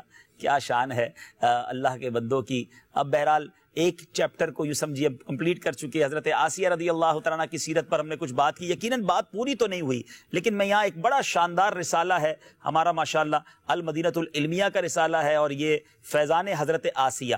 مدنی چینل کے ناظرین ذرا اس کا دیدار بھی کر لیں اگر ہمارے کیمرہ مین دکھا سکیں، ورنہ اس کو آپ ڈاؤن لوڈ کر لیں. اور جب میں نے اس کو پڑھا، نام تو بڑا سنا تھا لیکن آپ کی سیرت کے بہت سارے پہلو سامنے آئے. تو آپ فیضان حضرت آسیہ یہ رسالہ ڈاؤن لوڈ کر لیں dawatIslami.net سے. اسلامی بہنیں تو بالخصوص پڑھیں. صبر و ہمت کی استقلال کی ایک عظیم داستان ہے اور کمال شخصیت ہیں حضرت آسیہ رضی اللہ تعالیٰ عنہ. آج امت کے رہنماؤں میں اس ٹاپک کو ہم نے کور کیا. کچھ کال سلسلے میں شامل کرتے ہیں اور پھر جب ان کالز کے بعد ہم اپنے ٹاپک کی طرف آئیں گے تو پھر ہم بات کریں گے بی بی مریم رضی اللہ تعالیٰ عنہ پر. جی کالز دیجیے گا. السلام علیکم ورحمۃ اللہ وبرکاتہ. وعلیکم السلام ورحمۃ اللہ وبرکاتہ. آصف عرض کر رہا ہوں باب المدینہ کراچی سے. عارف بھائی سے عرض ہے اس کلام میں سے کچھ اشعار سنا دے. وہی مجھے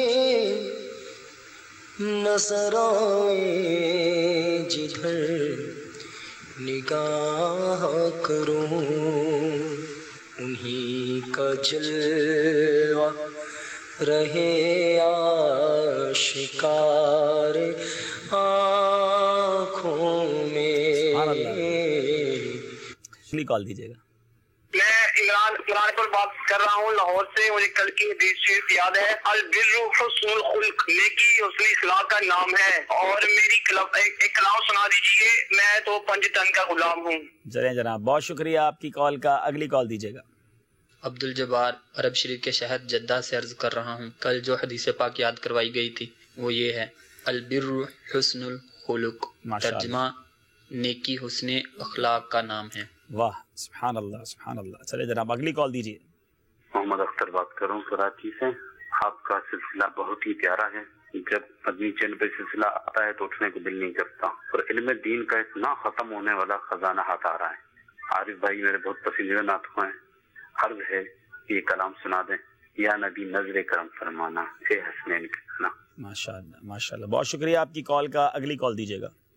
امت کے رہنما، ہماری درخواست ہے حسنین کے نانا نعت رسول مقبول سنا دیجیے. ماشاءاللہ ماشاءاللہ. اگلی کال دیجیے گا.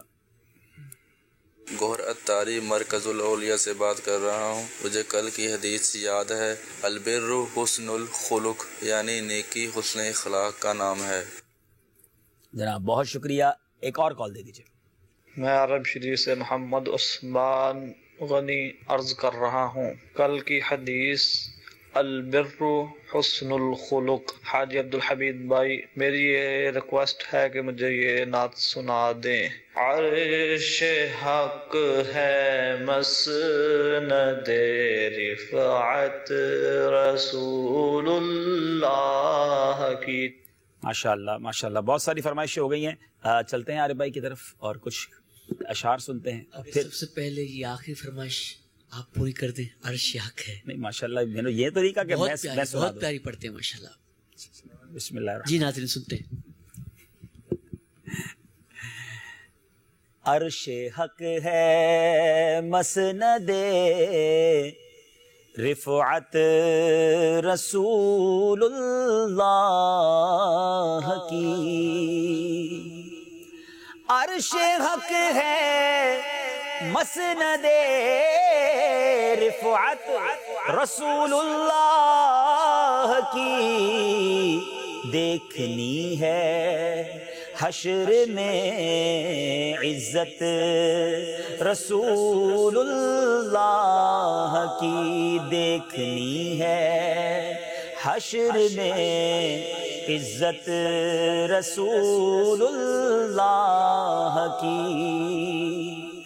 لا ورب العرش جس کو جو ملا ان سے ملا.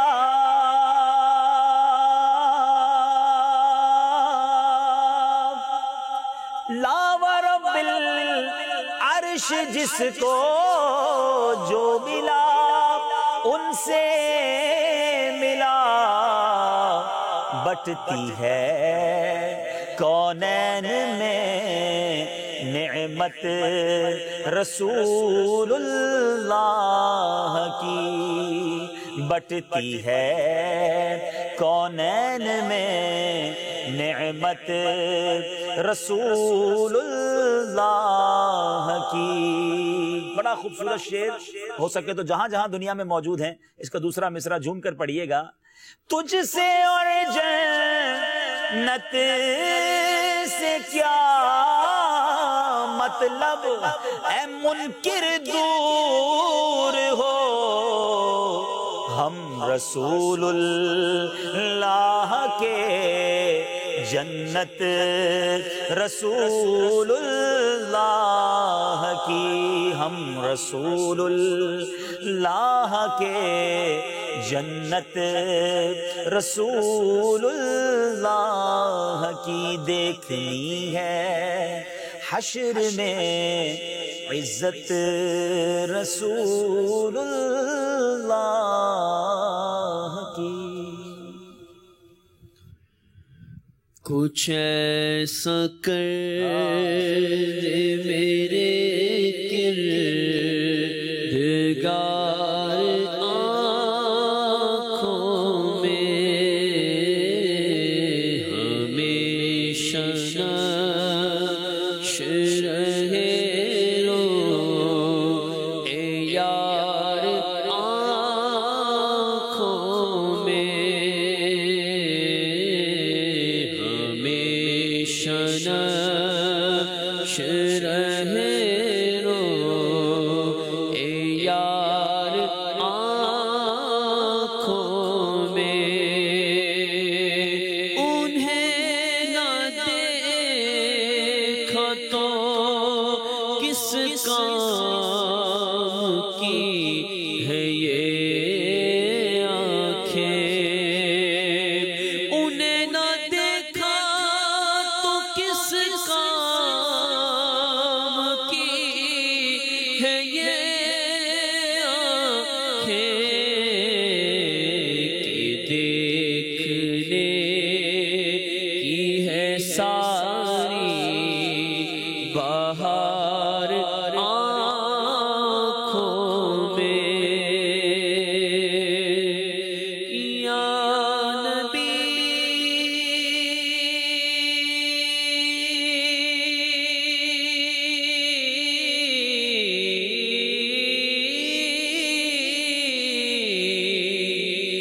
یا نبی یا نبی بولو یا نبی. نظر کرم فرما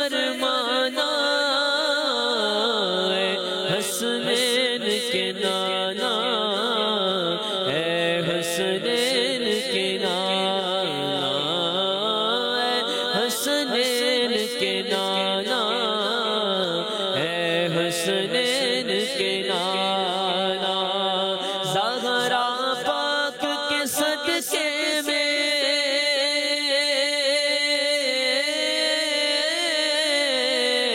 زہرا پاک کے صدقے میں ہم سب کو مدینے بلانا اے حسنین کے نانا اے حسنین کے نانا اے حسنین کے نانا اے حسنین کے نانا یا نبی مجھ کو مدینے بلانا بار بار یا نبی مجھ کو مدینے بلانا بار بار بار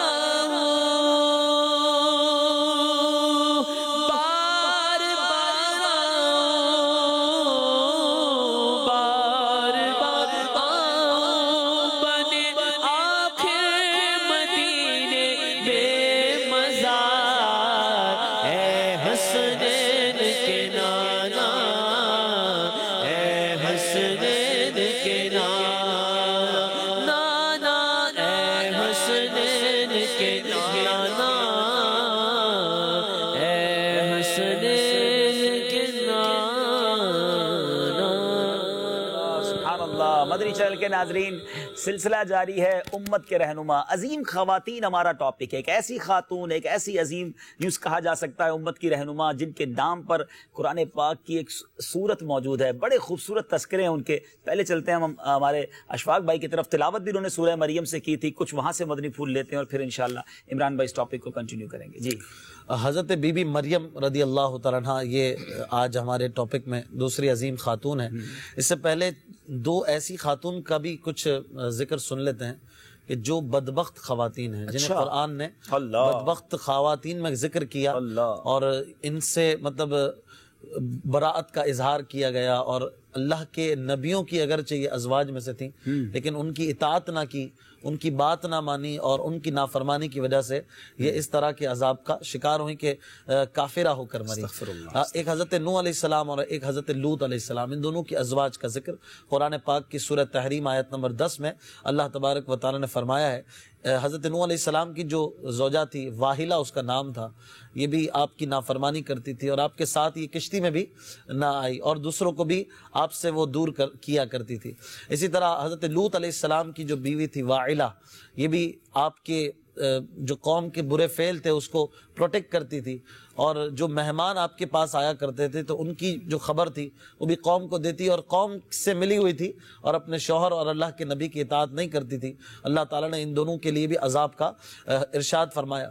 تو ہمیں بھی چاہیے اسلامی بہنوں کو بھی کہ اللہ کے عذاب سے ڈرتے رہیں اور ان اچھی خواتین کی پیروی کریں۔ حضرت بی بی مریم رضی اللہ تعالیٰ عنہ جو ہیں، انہیں قرآن پاک میں اللہ تعالیٰ نے اپنی نشانی فرمایا، اور اپنی نشانی جسے اللہ تعالیٰ فرمائے یقیناً وہ بہت بڑی ہستی ہے، فرمایا وَجَعَلْنَاهَا وَابْنَهَا آیَةً لِلْعَالَمِينَ، ہم نے اسے اور اس کے بیٹے کو اپنی نشانی بنایا اور سارے عالم کے لیے یہ نشانی ہے۔ قرآن پاک میں کم و بیش 6 جگہ پر بی بی مریم کا ذکر ہے، اور اللہ تبارک و تعالیٰ نے کئی مقامات پر ان کا مبارک ذکر فرمایا ہے۔ سورہ آل عمران میں 3 مقامات پر، اور سورہ نساء میں، سورہ تحریم میں، اور ایک پوری سورت انہی کے نام پر ہے، حضرت مریم کے نام پر قرآن پاک کی 19ویں سورت ہے، اور اس میں ان کا جو ذکر مبارک ہے وہ بہت تفصیل سے ہے۔ آپ بنت عمران ہے، آپ کے والد گرامی کا نام عمران ہے اور والدہ کا نام حنہ ہے۔ آپ کو اللہ تعالیٰ نے 13 برس کی عمر میں ایک ایسے کام کے لیے چنا کہ جو کہ عالم کے لیے، دنیا جہاں کے لیے، قیامت تک کے لوگوں کے لیے اللہ تبارک و تعالیٰ کی قدرت کا شاہکار ہے، اور وہ یہ کہ آپ رضی اللہ تعالیٰ عنہ کے بطن اقدس سے اپنے ایک نبی کی ولادت کا معاملہ ہوا، اور وہ اس طرح کے بن باپ کے آپ کو بیٹا دیا گیا۔ اور وہ معاملہ کیا تھا؟ روح القدس نے، حضرت جبریل علیہ السلام نے آپ کے آستین میں یا آپ کے دامن کی طرف دم کیا، پھونک مارا، ایک روایت میں آپ کے منہ کی طرف دم کیا اور آپ کو حمل رہ گیا۔ اب یقیناً یہ جو معاملہ ہے یہ اللہ تبارک و تعالیٰ کی قدرت کا اور عین قدرت کا معاملہ ہے۔ آپ حاملہ ہو گئی، آپ چونکہ بیت المقدس کی جو خدمت تھی اس کے لیے وقف تھیں اور آپ یہی کام کیا کرتی تھی اور آپ کی عزت بہت زیادہ تھی، اور ایسے عزت دار آدمی کے لیے لوگوں کے دل میں بات بھی عموماً جلدی آتی ہے۔ تو آپ کے چچا کا بیٹا تھا، آپ کے ساتھ ہی خدمت بیت المقدس میں نیابت بھی سر انجام دیتا تھا، جس کا نام یوسف تھا۔ وہ اس کو پتہ چل گیا سب سے پہلے کہ آپ حمل سے ہیں، تو دیکھتا کہ حضرت بی بی مریم کہیں جاتی نہیں ہے، کہیں پر آپ کا کسی سے کوئی تعلق نہیں ہوتا، غیر مرد سے کوئی تعلق نہیں ہے، اور آپ انتہائی پاک باز خاتون ہیں، نہیں یہ بری عورت نہیں ہو سکتی۔ لیکن پھر حمل کا خیال آتا تو پھر وسوسے آتے، کیا کیا جائے؟ بڑا امتحان تھا اس وقت کے لوگوں کے لیے، بہت زیادہ ایک بہت زبردست امتحان تھا۔ خیر ایک بار یوسف نے بڑے عزت اور احترام سے اپنے بی بی مریم سے عرض کی کہ میرے ذہن میں ایک وسوسہ ہے، میں چاہتا ہوں کہ آپ سے اس کو شیئر کروں اور آپ اس کا مجھے اچھا سا جواب دے دیں۔ تو پوچھا کہ کیا آپ مجھے یہ بتائیں گی کہ بغیر جڑ کے درخت اگ سکتا ہے؟ کیا ایسا ہو سکتا ہے؟ تو بی بی مریم نے کہا کہ کیا اللہ تبارک و تعالیٰ اس بات پر قادر نہیں ہے کہ بغیر جڑ کے درخت اگا دے؟ کہا میں یہ تو مانتا ہوں۔ آپ نے فرمایا کہ جو تمہارے دل میں اعتراض ہے وہ یہی ہے کہ اللہ تبارک و تعالیٰ نے مجھے کس طرح حاملہ کر دیا۔ در حقیقت یہ اللہ کی قدرت کا معاملہ ہے، اور میرے ساتھ اس طرح کا معاملہ ہوا، اور اللہ تبارک و تعالیٰ نے مجھے جو معاملہ آگے کا بیان فرمایا وہ بھی بیان کیا کہ مجھے اب یہاں سے جانے کا حکم ہے۔ آپ ضعیف ہو گئی تھی حمل کی وجہ سے، اور حضرت عیسیٰ علیہ السلام آپ کے بطن اقدس میں تھے۔ آپ کو پھر بیت المقدس سے ایک گوشے میں جانے کا حکم ہوا، ایک درخت تھا کھجور کا جو کھوکھلا ہو چکا تھا اور اندر اس میں بیٹھنے وغیرہ کی جگہ تھی، آپ وہاں تشریف لے گئیں۔ اب ایک خلوت میں کچھ بندہ اکتا بھی جاتا ہے، تنہائی میں اسے کوئی ساتھی بھی، کوئی مونس بھی چاہیے ہوتا ہے، تو حضرت جبریل علیہ السلام کے مبارک آواز کے ذریعے آپ کو انس دیا گیا، اور جب حضرت جبریل علیہ السلام کی آواز آئی اور دفعتاً اللہ تبارک و تعالیٰ نے اپنی قدرت سے وہ جو کھوکھلا درخت ہو گیا تھا، حضرت بی بی مریم کے آنے سے، جبریل علیہ السلام کی آواز سے اللہ تبارک و تعالیٰ نے اس درخت کو ہرا بھرا کر دیا۔ اس پہ جو کھجوریں تھی جو غائب ہو چکی تھیں وہ دوبارہ اگائیں، اور وہ کھجوریں خود بخود پک بھی گئیں، اور بی بی مریم کے لیے کہا گیا کہ اسے کھائیے۔ علماء نے بیان فرمایا کہ جو امید سے ہو خاتون اس کے لیے اس طرح کی کھجوریں کھانا یہ بھی مفید ہے، اور یہ حضرت بی بی مریم کو کھلائی گئی۔ پھر معاملہ آگے بڑھا، عمران بھائی اگر اس کو چاہیں تو مزید آگے بڑھائیں انشاءاللہ۔ کچھ کیا بات ہے، کیسے عجیب ہو گئے۔ دیکھیں آج دو ہستیاں، میں نے شروع میں کہا تھا موسٹ امیزنگ پرسنالٹیز، وہ دو خواتین جن دونوں خواتین کے واقعات ایک حیرت ناک واقعات ہیں، اللہ کی قدرت کے نظارے ہیں۔ ایک فرعون کے گھر میں ہیں مگر وہیں موسیٰ کی پرورش بھی ہو رہی ہے، حضرت موسیٰ علیہ السلام کی، اور پھر وہ ایمان بھی لے آتی ہیں۔ اور دوسری واقعہ ہم سن رہے ہیں بی بی مریم کا، کیا کہیں گے عمران بھائی؟ حضرت عیسیٰ علیہ السلام کے بارے میں اللہ رب العزت نے قرآن پاک میں ایک مقام پہ ارشاد فرمایا، ان مثل عیسیٰ عند اللہ کمثل آدم، فرمایا عیسیٰ علیہ السلام کی مثال اللہ کے نزدیک آدم علیہ السلام کی مانند ہے، آدم علیہ السلام کے مثال کے برابر ہے، کیونکہ آدم علیہ السلام بھی بغیر باپ کے پیدا ہوئے تھے، اور حضرت عیسیٰ علیہ السلام بھی بغیر باپ کے آپ کی ولادت ہوئی تھی۔ تو حضرت عیسیٰ علیہ السلام کے مزید بھی آپ کی ولادت کی جو برکات ہیں وہ بھی ذکر کریں گے۔ ایک بات میں پڑھ رہا تھا، حکایتیں اور نصیحتیں جو ہماری کتاب ہے اس کے اندر حضرت بی بی مریم اور حضرت آسیہ رضی اللہ تعالی عنہما، ان کے بارے میں لکھا ہے کہ جب سرکار دو عالم صلی اللہ علیہ وسلم کی ولادت مبارکہ ہو رہی تھی تو یہ دونوں حضرات، یہ مقدس خواتین جو ہیں، یہ عظیم خواتین، یہ دونوں حضرت آمنہ رضی اللہ تعالی عنہ کے پاس موجود تھی۔ جب حضرت آمنہ رضی اللہ تعالی عنہ کہ یہاں نبی کریم علیہ السلام کی ولادت ہوتی ہے تو حضرت آمنہ خود بیان کرتی ہیں کہ میں نے ان دونوں مقدس خواتین کے ساتھ ٹیک لگا لی، اور پھر فرماتی ہیں کہ اس کے بعد جب نبی کریم علیہ السلام کی ولادت ہو جاتی ہے تو حضرت مریم اور حضرت آسیہ یہ نبی کریم علیہ السلام کو اٹھا لیتی ہیں اور آپ کے ساتھ کھیلنے لگ جاتی ہیں۔ تو اس سے بھی نبی کریم علیہ السلام کی ولادت سے انہوں نے بھی شرف حاصل کیا ہے، اور اس سے بھی پتہ چلتا ہے کہ نبی کریم علیہ السلام کی ولادت پر یہ حاضر ہوئی تھی۔ اب اسی طرح اگر حضرت مریم رضی اللہ تعالی عنہا کی ولادت کو دیکھا جائے، آپ کی پیدائش کو دیکھا جائے، حضرت عمران ان کی زوجہ نے منت مانی تھی کہ میرے جو پیٹ میں اولاد ہے وہ جو پیدا ہوگی اس کو میں بیت المقدس کی خدمت کے لیے وقف کر دوں گی۔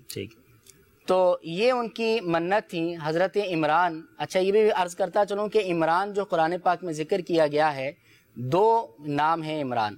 ایک عمران جو ہے وہ حضرت عمران بن یسہر بن قاہس بن لاوا بن یعقوب ہیں اور یہ حضرت موسیٰ اور حضرت ہارون علیہ السلام کے والد گرامی ہیں. لیکن یہاں پر جو عمران مراد ہیں وہ حضرت عمران بن ماسان ہیں. یہ حضرت عیسیٰ علیہ السلام کی والدہ یعنی حضرت مریم رضی اللہ تعالی عنہا کے والد ہیں.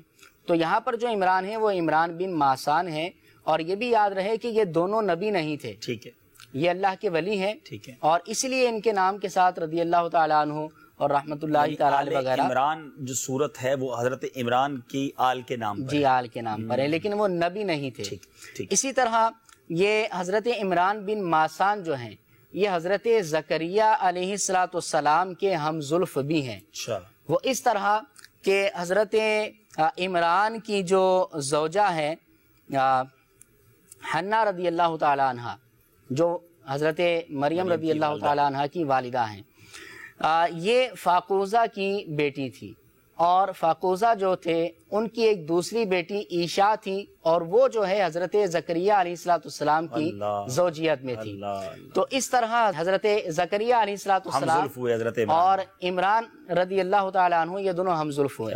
جب حضرت عمران کی زوجہ جو ہے منت مان لیتی ہیں تو آپ اپنی زوجہ سے کہتے ہیں کہ یہ آپ نے منت مان لی اگر جو ہے وہ بیٹی پیدا ہوئی تو پھر کیا کریں گے.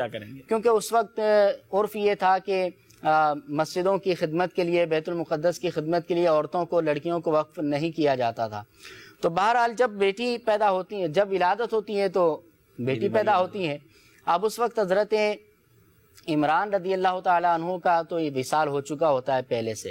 حضرت مریم رضی اللہ تعالیٰ عنہ کو ان کی والدہ کو حنا کو جو ہے افسوس ہوتا ہے کہ اب تو یہ بیٹی پیدا ہو گئی اب میں جو ہے بیت المقدس کی خدمت کی میری منت پوری نہیں ہوگی. اچھا اس سے جو افسوس ہوا ہے تفاسیر کو پڑھیں تو لڑکی کے پیدا ہونے پر افسوس نہیں ہوا تھا کیونکہ لڑکی کی پیدائش پر افسوس کرنا تو کفار کا طریقہ تھا. اور انہوں نے جو افسوس کیا تھا وہ اس بات پر کیا تھا کہ اب ان کی منت پوری نہ ہوگی جو انہوں نے مان رکھی تھی. بہرحال اللہ رب العزت نے قرآن پاک میں فرمایا وَلَيْسَ الذَّكَرُ كَالْأُنثَىٰ فرمایا کہ یہ جو لڑکی ہیں یہ لڑکے سے بھی بڑھ کر ہیں لڑکا بھی ان کے برابر نہیں ہو سکتا. پھر اس کے بعد حضرت مریم رضی اللہ تعالی عنہ کی والدہ حضرت حنا جو ہیں ان کو بیت المقدس کی خدمت کے لیے ایک کپڑے میں لپیٹ کر دینے کے لیے جاتی ہیں. تو اس وقت میں یہ ہوتا تھا کہ بیت المقدس کی خدمت کے لیے وہاں پر کئی علماء کرام موجود ہوا کرتے تھے.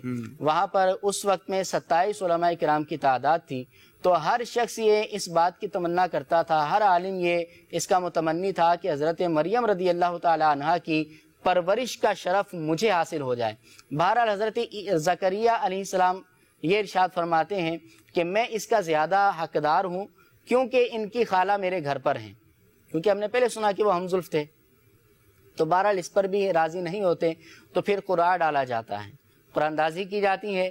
تو وہ قرعہ جو ہے وہ حضرت زکریا علیہ السلام کے نام کا نکلتا ہے. اللہ کے نبی کے یہاں پرورش ہوتی ہے بی بی مریم رضی اللہ. جی ہاں سبحان اللہ سبحان اللہ. مدنی چل کے ناظرین میں یہاں اپنی باتیں سن رہا تھا مزید کچھ مدنی پھول لینے ہیں لیکن بہت ساری مریم ہماری مدنی منیاں بھی ہوتی ہیں اسلامی بہنیں بھی ہوں گی بہت سارے عمران بھی ہمیں سن رہے ہوں گے. ہم بچوں کا نام تو رکھ دیتے ہیں لیکن کیا اپنے بچوں کو گائیڈ کرتے ہیں کہ بی بی مریم تھی کون ان کی سیرت کیا ہے. ان کو بہت دلچسپی ہوگی. جی ہاں اگر جب آپ کسی مدنی منی جس کا نام مریم ہے اسے بٹھا کر بی بی مریم کے واقعات سنائیں اگر کوئی عمران ہے اور اس کو حضرت عمران کے بارے میں بتائیں ایسا ہو سکتا ہے زکریا بھی ہوں گے تو ہمیں اللہ والوں کے نام رکھنے ضرور چاہیے لیکن ساتھ ساتھ ان کی سیرت بھی بتانی چاہیے. کتنی انٹرسٹنگ باتیں ہیں کتنی حیرت ناک باتیں لیکن شاید بہت سارے ناظرین کو آج پہلی بار پتہ چل رہی ہوں گی. تو اسلامک ہسٹری سے اتنا دور نہیں ہونا چاہیے. مدنی چینل کوشش کرتا ہے کہ آپ کی اس پیاس کو بھی بجھایا جائے اور آپ کو اس طرح کا علم اور دیا جائے بلکہ یوں کہا جائے کہ علم کی پیاس اور بڑھاتا ہے. چلتے ہیں کچھ کالز کی طرف اور پھر انشاءاللہ اس سلسلے کو لے کے آگے چلتے ہیں. جی میں عبدالرشید اتاری کینیڈا مونٹریال سے بات کر رہا ہوں. ماشاءاللہ عز و جل عبدالحبیب بھائی آپ امت کے رہنما جو پروگرام پیش کر رہے ہیں اس میں جتنے بھی موضوعات پیش کیے جا رہے ہیں جن پہ باتیں ہو رہی ہیں الحمدللہ عز و جل اتنے خوبصورت موضوع ہیں کہ دل چاہتا کہ یہ موضوعات آپ کی باتیں سنتے جائیں کبھی یہ پروگرام بند نہ ہو، کیونکہ ان پروگراموں کے ذریعے ہی علم دین سیکھنے کا جو خزانہ مل رہا ہے وہ شاید کبھی کسی دوسری جگہ سے حاصل نہ ہو۔ اللہ تعالیٰ آپ کو مدنی چینل کو سدا شاد و آباد رکھے، تمام اسلامی بھائیوں کو اللہ تعالیٰ خوش و خرم رکھے، ہمارے امیر اہل سنت کا سایہ ہمارے سروں پر تا دیر قائم و دائم فرمائے۔ جزاک اللہ خیرہ۔ بہت شکریہ آپ کی کال کا۔ تھوڑا سا آپ سے ایک ہلکا سا اختلاف ہے، اور وہ بھی انشاءاللہ امید ہے کہ پازیٹیو اختلاف ہے۔ کچھ لوگ یہ سمجھتے ہیں کہ مدنی چینل دیکھ لیا تو علم دین حاصل ہو گیا، یا مدنی چینل ہی ایک ذریعہ ہے جس کے ذریعے ہمیں علم دین مل جائے گا۔ یقیناً مدنی چینل بھی ذریعہ ہے، مگر ہی ذریعہ نہیں ہے، کیونکہ مدنی چینل سن کر آپ سمجھے کہ میں سب کچھ سیکھ جاؤں گا، ایسا نہیں ہے۔ یعنی مدنی چینل کو سن کر بیسیکلی ہمیں ریئلائز ہوتا ہے، ہمیں یہ احساس پیدا ہوتا ہے کہ کتنا کچھ سیکھنا تھا۔ تو صرف 1-2 گھنٹے مدنی چینل دیکھ کر یا اوکیشنلی کبھی کبھی دیکھ کر ہم سمجھے کہ میں نے بہت کچھ سیکھ لیا، بلکہ اس کی بجائے میں مشورہ دوں گا اور ایک اسٹیپ آگے لائیے اور پھر باقاعدہ علم دین سیکھیے۔ بے قاعدہ علم دین سیکھنے کی بجائے اگر جب آپ باقاعدہ علم دین سیکھیں گے تو بہت کچھ انشاءاللہ ملے گا۔ قرآن پاک پڑھیے، اس کی تفسیر پڑھیے۔ اب تو صراط الجنان بڑی آسان اردو میں ہمارے لیے موجود ہے، پھر ماشاءاللہ ہمارے مدرسۃ المدینہ موجود ہیں، جامعۃ المدینہ موجود ہیں، علماء کرام موجود ہیں۔ آپ براہ کرم مدنی قافلوں میں سفر کیا جا سکتا ہے، بہت سارے ذریعے اختیار کیے جا سکتے ہیں علم دین سیکھنے کے، کیونکہ زندگی تھوڑی ہے۔ اگر تھوڑا تھوڑا حاصل کریں گے تو بہت کچھ رہ جائے گا، زیادہ حاصل کریں گے تو بہت کچھ مل جائے گا۔ چلتے ہیں اگلی کال کی طرف۔ حاجی صاحب سے یہ کہنا چاہتا تھا کہ علی ناز سنا دیں، نجات آتا ہم تمہیں۔ چلیں جناب، بہت شکریہ آپ کی کالز کا۔ چلتے سیگمنٹ کی طرف۔ ہم نے حدیث روزانہ سیکھنی ہوتی ہے، اور ہمارے عمران بھائی ماشاءاللہ میں بڑی پیاری حدیث سناتے ہیں۔ کل کی حدیث تو تقریباً ناظرین نے، بہت سارے ناظرین نے سنائی، میں بھی کوشش کرتا ہوں۔ البر حسن الخلق، نیکی ہی، حسن اخلاق ہی نیکی ہے، ایسی حدیث کا ترجمہ نیکی حسن اخلاق، نیکی حسن اخلاق کا نام ہے۔ ماشاءاللہ اللہ ہمیں حسن اخلاق نصیب فرمائے۔ آج کون سی حدیث یاد کروائیں گے؟ آج کی حدیث جی، وہ دہن جس کی ہر بات وحی خدا، چشمہ علم و حکمت پہ لاکھوں سلام۔ جی آج کی حدیث میں کیا سنائیں گے؟ آج کی حدیث مبارک بھی اس سے سیکھنے کو بہت کچھ ملے گا انشاءاللہ، اور امید ہے کہ ہماری اصلاح کا سبب بنے گی۔ چھوٹی مختصر ہونی چاہیے، مختصر حدیث مبارک ہے۔ نبی کریم علیہ الصلوۃ والسلام نے فرمایا لعن المؤمن کا قتل ہی۔ چلیں جناب اسکرین پر دیکھتے ہیں، لعن المؤمن کا قتل ہی۔ فرمایا تھوڑا سا پروناؤنسیشن بنانا پڑے گا، چھوٹا کاف اور اس کے فوراً بعد بڑا کاف ہے، کا قتل ہی، یعنی مسلمان پر لعنت کرنا اسے قتل کرنے کے برابر ہے۔ واقعی بہت زبردست اس میں میسج ہے، صحیح مسلم کی حدیث ہے۔ پلیز فوراً اس کی پکچر لے لیجئے تمام مدنی چینل کے ناظرین اپنے موبائل فون سے، تاکہ آپ کے پاس یہ سیو ہو جائے گی اور آپ اسے کل سنا بھی سکیں گے۔ ریپیٹ کر لیتے ہیں، لعن المؤمن کا قتل ہی، مسلمان پر لعنت کرنا اسے قتل کرنے کے برابر ہے۔ جی اب اس حدیث مبارک سے تو لعنت کرنے کی جو ناپسندیدگی ہے اس کا اندازہ لگایا جا سکتا ہے کہ نبی کریم علیہ الصلوۃ والسلام نے کسی پر لعنت کرنے کو کتنا برا جو ہے وہ جانا ہے کہ آپ علیہ السلام نے اس کو اس کے قتل کے مترادف قرار دے دیا ہے۔ اور بھی اگر احادیث طیبہ کی طرف نظر کریں تو نبی کریم علیہ الصلوۃ والسلام نے ارشاد فرمایا لا یکون المؤمن لعانا، فرمایا مسلمان کبھی لعنت کرنے والا نہیں ہو سکتا۔ ایک اور حدیث مبارک میں ارشاد فرمایا لا ينبغي للمؤمن ان يكون لعانا، فرمایا مسلمان کو یہ نہیں چاہیے کہ وہ کسی پر لعنت کرے۔ ایک اور حدیث مبارک میں ہے نبی کریم علیہ السلام نے فرمایا بندہ جب کسی پر لعنت کرتا ہے تو وہ لعنت آسمان کی طرف جاتی ہے، اور جب آسمان کی طرف جاتی ہے تو آسمان کے دروازے بند کر دیے جاتے ہیں اور اس کو ندا دی جاتی ہے، اس سے کہا جاتا ہے کہ یہاں تیرے لیے کوئی جگہ نہیں ہے۔ پھر وہ لعنت زمین کی طرف اترتی ہے، جب زمین کی طرف آتی ہے تو زمین اس کو ندا دیتی ہے کہ یہاں بھی تیرے لیے کوئی جگہ باقی نہیں ہے۔ اب پھر جس پر بندے نے لعنت کی ہوتی ہے اگر تو وہ اس کا مستحق ہو، اس کا لائق ہو، تو وہ لعنت اس پر چلی جاتی ہے، ورنہ لعنت کرنے والے پر وہ لعنت لوٹ کر اسی کے اوپر آ جایا کرتی ہے۔ اور اسی طرح ایک اور حدیث مبارک میں نبی کریم علیہ الصلوۃ والسلام نے ارشاد فرمایا کہ میں نے عورتوں کو جہنم کے اندر بکثرت دیکھا ہے۔ نبی کریم علیہ الصلوۃ والسلام سے اس کا سبب پوچھا، یا رسول اللہ اس کا سبب اور اس کی وجہ کیا ہے؟ تو نبی کریم علیہ الصلوۃ والسلام نے فرمایا اس لیے کہ تم لعنت بہت زیادہ کیا کرتی ہو، اس وجہ سے ہے۔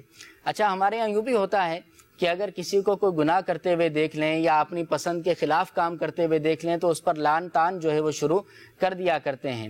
نبی کریم علیہ الصلوۃ والسلام کے دور کا ایک واقعہ ہے کہ ایک شخص نے 100 مرتبہ شراب پی، وہ شراب کے نشے میں دھت تھا۔ ایک شخص نے اس کو دیکھ کر اس پر لعنت کی اور اس سے کہا کہ نہ جانے کب تک یہ فساد باقی رہے گا، کب تم اس کو جو ہے چھوڑو گے۔ تو نبی کریم علیہ الصلوۃ والسلام نے اس شخص سے یہ ارشاد فرمایا کہ شیطان اس کا دشمن موجود ہے، وہ اس کو کفایت کرے گا، تم اس پہ لعنت کر کے اس کے یار نہ بنو۔ اللہ، یعنی شیطان کے یار بن جاؤ، شیطان کے یار نہ بنو۔ اللہ اللہ۔ تو اس طرح لعنت، اب لعنت کا مطلب کیا ہے؟ لعنت کا مطلب یہ ہے اللہ کی رحمت سے دور کرنا، اور شرعی مسئلہ بھی یہ ہے کہ کسی پر بھی جو ہے لعنت کرنا جائز نہیں ہے سوائے چند صورتوں کے، تو لہٰذا لعنت ہمیں نہیں کرنا چاہیے۔ بالخصوص جو والدین ہیں، تو والدین جو ہیں وہ بچوں پر لعن طعن کرتے رہتے ہیں اور پھر ان کو بد دعائیں بھی دیتے رہتے ہیں، تو اس سے ہمیں بچنا چاہیے، اور لعنت سے بالخصوص ہمیں بچنا چاہیے کہ یہ پسندیدہ عمل نہیں ہے۔ جی مندی چل کے ناظرین، بہت زبردست سبق بھی مل رہا ہے، حدیث بھی یاد کر رہے ہیں اور اس کا سبق بھی مل رہا ہے کہ ہمیں کسی کو لعنت نہیں کرنی چاہیے۔ اور ہم نے سنا کہ عورتیں لعنت زیادہ کرتی ہیں، اور نبی پاک علیہ الصلوۃ والسلام نے فرمایا کہ ان کو جہنم میں تعداد میں زیادہ دیکھا گیا، اس کی وجہ بھی یہ بیان ہوئی کہ وہ لعنت زیادہ کرتی ہے۔ تو لعن طعن سے بچنا چاہیے۔ ایک بار پھر حدیث دیکھ لیجئے اور اس کو اسنیپ کر لیجئے، اس کو یاد کر لیجئے۔ ذرا حدیث پھر اسکرین پہ دکھائیے، ہم دہرا لیتے ہیں۔ جی، لعن المؤمن کا قتل ہی، مسلمان پر لعنت کرنا اسے قتل کرنے کے برابر ہے۔ صلو علی الحبیب صلی اللہ تعالی علی محمد صلی اللہ علیہ وسلم۔ صحابہ کا گدا ہوں اور اہل بیت کا خادم، یہ سب ہے آپ ہی کی تو عنایت یا رسول